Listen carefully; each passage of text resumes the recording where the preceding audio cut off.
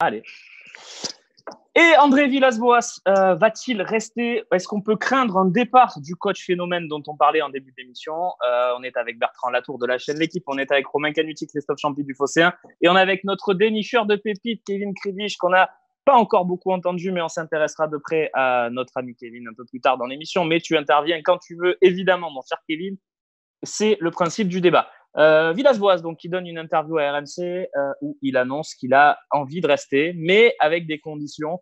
Et ces conditions, notamment, si on a bien compris, c'est de pouvoir faire un mercato de qualité, même malgré les moyens qu'il sait limiter, et avec Andoni Zubizarreta, avoir la main tous les deux sur le mercato. Est-ce que j'ai bien résumé la situation, Romain? Et est-ce que du coup, c'est inquiétant?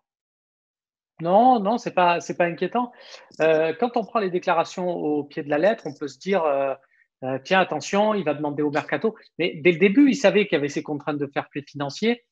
Pour être clair, ce que craint Villas-Boas depuis le début, et c'est pas une crainte illégitime, c'est de se dire à un moment donné, McCourt va chercher à faire de grosses ventes et à récupérer une part de son investissement sur ces ventes. Ça s'est vu avec de précédents actionnaires à l'Olympique de Marseille, ça s'est vu dans plein de clubs. Donc, à un moment donné où Villas-Boas, il se dit, si Tchaleta Tsar est vendu 40, 50, 60 millions, ne venez pas me brancher sur le tarif, hein, mais si McCourt dit, j'en récupère 10 et que c'est pas ces sous-là qui sont réinvestis ou qui servent à combler le déficit du club, là, ça devient problématique. Donc, en gros, c'est là-dessus que Villas-Boas entend bien être ferme et dire, l'argent qu'on récupère, on le réinvestit. Oui, mais du coup tiens, Bertrand, on sait que l'OM est en déficit, on sait que l'OM doit vendre. Est-ce que cette séquence Villas-Boas ne fait pas aussi penser à la séquence de janvier où il dit non, si on fait partir quelqu'un, il va y avoir un gros problème? Bien sûr, et moi je serais moins optimiste que Romain là-dessus. Et je trouve qu'il y a beaucoup de motifs d'inquiétude pour Marseille, et je pense et quand je dis je pense, c'est presque autant de l'opinion que de l'info, qu'il est prêt quand même à quitter l'Olympique de Marseille si ça venait à mal se goupiller. Et c'est plus qu'une menace qu'il agite. Et depuis de nombreux mois, d'ailleurs, il est dans cet état d'esprit-là. Et s'il a des offres intéressantes, je pense qu'il est tout à fait capable de partir. Ce qu'il demande à la direction de l'OM, pour être tout à fait honnête, c'est impossible, en fait. Il connaît la situation de l'OM. De ce que je sais, visiblement, il ne la mesurait pas autant que ça quand il est arrivé. Il ne pensait pas que ce serait aussi catastrophique, pour tout vous dire. Mais moi, je pense qu'il est capable de partir. Comment peut-il demander dans un club dont il sait qu'il est cerné par le fair play financier, qui a des déficits très importants, qui doit donc vendre des joueurs, en plus de ça, que son équipe soit plus compétitive et en recrutant pour moins cher? C'est une gageure, c'est impossible. Ce qu'il demande est impossible et c'est légitime, puisque moi je pense que Marseille va au-devant éventuellement de déconvenus avec cet effectif-là s'il est amené à disputer avec des champions. Je dis bien si, parce que pour le moment c'est pas encore entendu. Je prie pour vous que ça soit possible et pour le foot français, mais c'est pas encore engagé. Mais ça me paraît très très compliqué ce qu'il demande, et je vois pas comment Marseille dans ces conditions-là va pouvoir avoir une équipe supérieure à celle de cette année. Ça me paraît impossible, mais si vous avez d'autres infos, je serais ravi de les entendre, sincèrement. Bertrand, l'analyse de Bertrand est plutôt juste, Christophe, même si on peut toujours envisager, je donne une hypothèse, McCourt comble complètement ce qu'il a fait les dernières saisons, hein, comble complètement le déficit, il met une centaine de millions pour passer la DNCG, et on repart sur une nouvelle saison avec quasiment le même effectif, puisque le FPF ne serait pas actif pour cette saison, c'est ce qui se dit. Donc, est-ce que c'est pas possible aussi, ça, Christophe? Attention quand même au fair play financier, on en saura plus au mois de juin, parce que le fair play financier va lâcher la bride sur ce qui se passe cette saison dans les clubs européens, mais pas forcément sur ce qui s'est passé avant. Ce qui s'est passé avant, c'est acté, c'est entériné, c'est dans les dossiers du fair play financier. L'accord de règlement existe. Il y a déjà eu des sanctions financières sur une future participation à la Coupe d'Europe.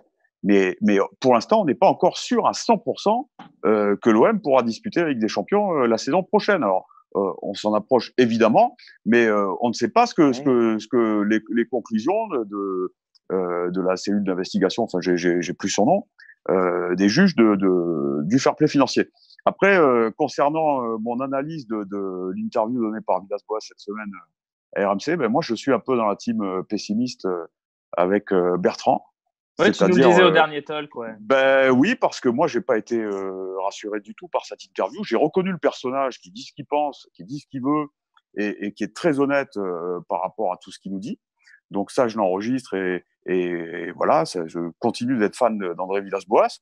En revanche, voilà, comme dit Bertrand, j'ai l'impression que c'est un peu comme ta femme qui te dit, écoute, moi je veux bien rester avec toi, mais voilà, tu gagnes 2 000 euros par mois, t'as un mois pour trouver un taf à 10 000 euros par mois.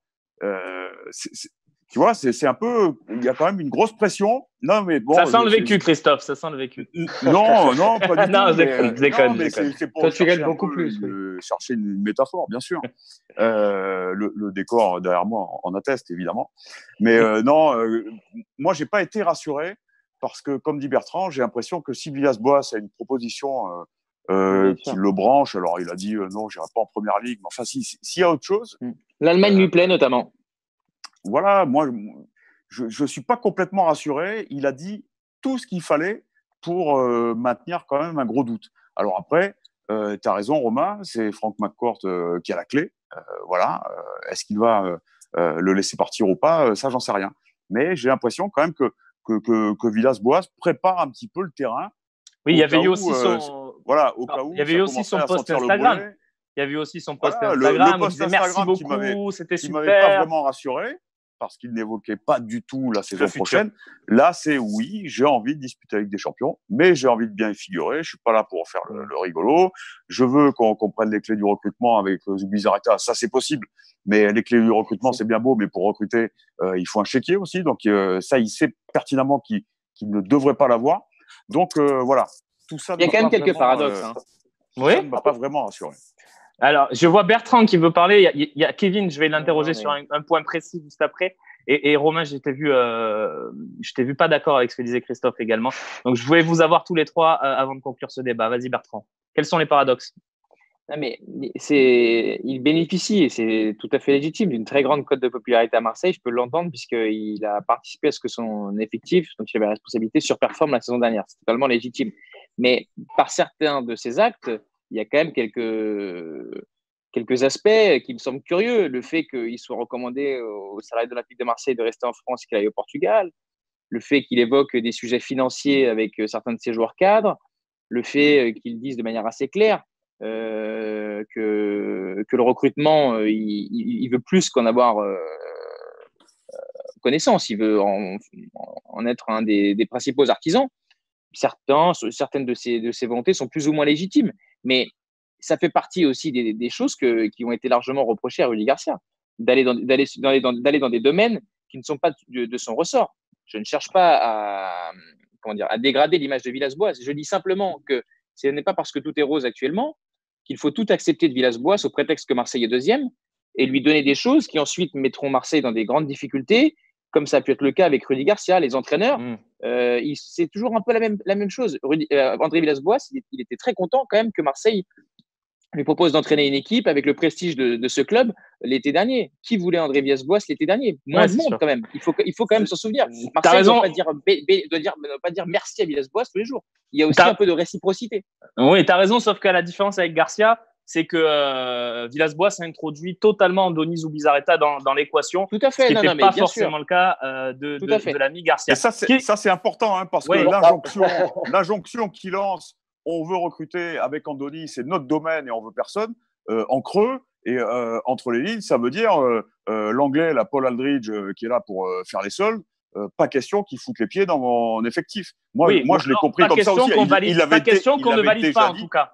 Pas question qu'on ne valide pas. Et le recrutement, c'est Andoni et moi, point final. Voilà. Kevin Kribisch, le recrutement, c'est un peu Kevin Kribisch, toujours, évidemment.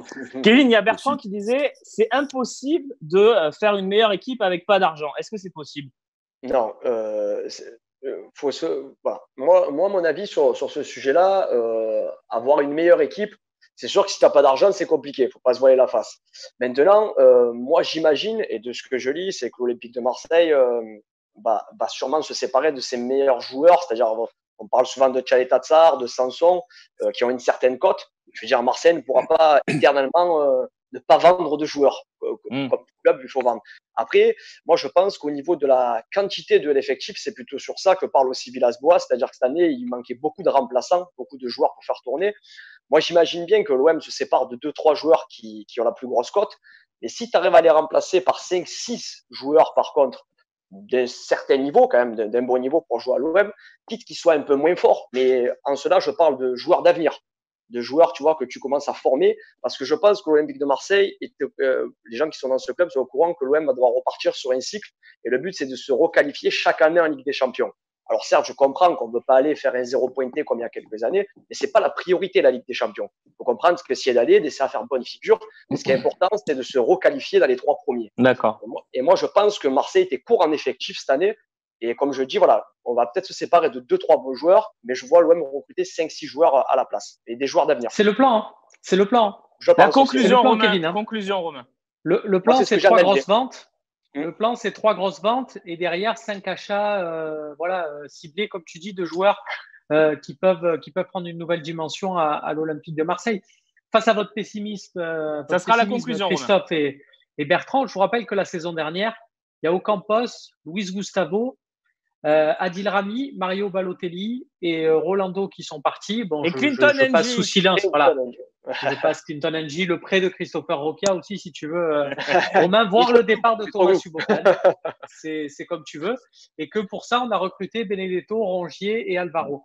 Et donc, du coup, on voit une équipe qui n'a plus rien à voir. Alors, effectivement, là-dedans, on inclut des joueurs qui se sont remis, comme Mandanda, qui se sont remis à l'endroit, comme Amadi, et c'est pas négligeable. Mais l'idée, elle peut être jouable, surtout si tu vas chercher certains joueurs. On en a beaucoup parlé sur ce talk, d'aller chercher par exemple des joueurs en prêt. C'est très bien. Par rapport à ce que disait Kevin, moi je m'inscris totalement là-dedans. Moi, si tu me dis l'année prochaine, on fait 4 points dans la poule de Ligue des Champions, on finit 3e, mais par contre on finit aussi 3e en Ligue 1, je signe de suite. Je veux rien savoir. La continuité. Moi, c'est une saison réussie. Voilà. On n'aura pas toujours un Lyon ou un Monaco à la rue comme cette année. Hein. Qui fait oh là là là là, j'ai pas vu qui nous a dit oh là là. C'est moi, mais je. Qu'est-ce qu'il y a, vas-y. Mais je comprends pas comment, quand on est Marseille, on peut viser d'avoir 4 points en Ligue des Champions et d'être une serpillière dans son groupe. Moi, ça me paraît inconcevable. Ça doit pas être le cas quand on a un budget comme celui de Marseille. 4 points, c'est 4 fois plus que Lille cette année. Et donc, j'imagine que ça fera 4 fois moins de temps de parole à Karine Galli sur le plateau de l'équipe pour se moquer de l'Olympique de Marseille. Voilà, c'est pas beau, ça. Je schématise. Je suis solidaire de Karine Galli qui a le droit bien sûr. de dire ce qu'elle veut. Non, mais moi, je trouve que ton discours, Romain, il est plus que profil bas. Je pense que Marseille ne doit pas se résoudre aux ambitions que leur offre la direction sportive depuis même la reprise de Franck McCourt. Ce club mérite mieux compte tenu de ses moyens. Même Manchester City, même City, quand ils retrouvent la Ligue des Champions, ils se font sortir. La Ligue des Champions, tu n'y arrives pas et tu passes les poules comme ça. Il n'y a pas d'équipe. Mais Romain, entre sortir des poules, aller en 8e de finale et éventuellement ne pas gagner un match ou en gagner un seul, il y a quand même une sacrée différence. Et là, on est sûr d'une chose, c'est qu'a priori, l'effectif de Marseille, il ne sera pas qualifié pour dire à la suite du tirage au sort dans la bouche des dirigeants marseillais, on a envie d'être en 8e. A priori, ce sera un discours profil bas. Moi, je trouve que c'est terrible. Moi, je trouve que c'est. Oui, mais je suis d'accord avec vous. Tu peux te prendre un Liverpool, un Real Madrid dès le premier tour, tu prends 2 clubs comme ça dans ta poule, tu vas pas. Longtemps. Ça dépend du tirage, c'est ça. Si on peut pas trop calculer les points. La poule de Lyon, de Lyon cette année, on vise, forcément, on vise la qualification. Ouais. Ah bon? Oui. Ah bon, d'accord. Ils ont battu la Juve, les amis quand même. Non, on parle de la poule. Pas trop les rabaisser. La poule, Christophe. Bien sûr, non, mais il faut en sortir. C'est compliqué avec des champions. Mais bon, on voit l'Atalanta, on voit quand même. Il commence à y avoir quelques équipes surprises. Pour répondre à Bertrand, des géants. L'année avec Drogba, on fait 4 points en Ligue des Champions. On est reversé en Europa League et ça se passe en Coupe UEFA et ça se passe plutôt pas mal derrière. Donc, voilà, faut pas, la 3e place, c'est bien aussi, il faut voir. Pour rappeler cette poule, tu avais le Real Madrid et tu as le futur vainqueur de la Ligue des Champions avec le FC Porto. Donc, qui avait gagné la Ligue des Champions cette année-là. Donc voilà. Le partisan avec Taribo West. Le partisan également. Allez, on passe à la partie stade Maximir. On passe à la partie suivante. Superbe, joli stade. On est obligé d'en parler parce que ça enflamme Internet depuis 2-3 jours. C'est l'hypothétique vente de l'Olympique de Marseille.